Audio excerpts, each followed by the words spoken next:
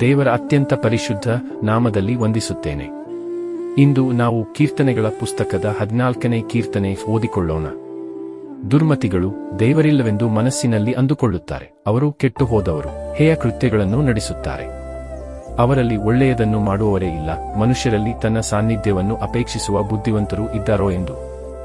ಯೆಹೋವನು ಆಕಾಶದಿಂದ ಮನುಷ್ಯರನ್ನು ನೋಡಲಾಗಿ, ಒಳ್ಳೆಯದನ್ನು ಮಾಡುವವನು ಇಲ್ಲ, ಒಬ್ಬನಾದರೂ ಇಲ್ಲ. ಪ್ರತಿಯೊಬ್ಬನೂ ದಾರಿ ತಪ್ಪಿದವನು, ಎಲ್ಲರೂ ಕೆಟ್ಟು ಹೋದವರೇ. ದುಷ್ಟತ್ವವನ್ನು ನಡೆಸುವವರೆಲ್ಲರೂ ತಿಳಿಯುವುದಿಲ್ಲವೋ? ಅವರು ನನ್ನ ಜನರನ್ನು ಆಹಾರವನ್ನೋ ಎಂಬಂತೆ ನುಂಗಿಬಿಡುತ್ತಾರೆ, ಯೆಹೋವನನ್ನು ಸ್ಮರಿಸುವುದಿಲ್ಲ. ಫಕ್ಕನೆ ಅವರು ಭಯಭ್ರಾಂತರಾಗುವರು, ಯಾಕಂದರೆ ದೇವರು ನೀತಿವಂತರ ಪಕ್ಷದಲ್ಲಿದ್ದಾನೆ. ನೀವು ಕುಗ್ಗಿದವರ ಸಂಕಲ್ಪವನ್ನು ಭಂಗಪಡಿಸಿದರು.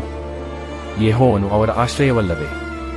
ಚೀಯೋನಿನಿಂದ ಇಸ್ರಾಯೇಲ್ಯರಿಗೆ ರಕ್ಷಣೆಯು ಬೇಗನೆ ಬರಲಿ. ಯೆಹೋವನು ದುರವಸ್ಥೆಯಿಂದ ತಪ್ಪಿಸಿದಾಗ ಆತನ ಪ್ರಜೆಗಳಾಗಿರುವ ಯಾಕೋಬ ವಂಶದವರು ಉಲ್ಲಾಸಗೊಳ್ಳುವರು, ಇಸ್ರಾಯೇಲ್ಯರು ಹರ್ಷಿಸುವರು. ದೇವರು ಈ ಕೀರ್ತನ ಭಾಗವನ್ನು ಆಶೀರ್ವದಿಸಲಿ.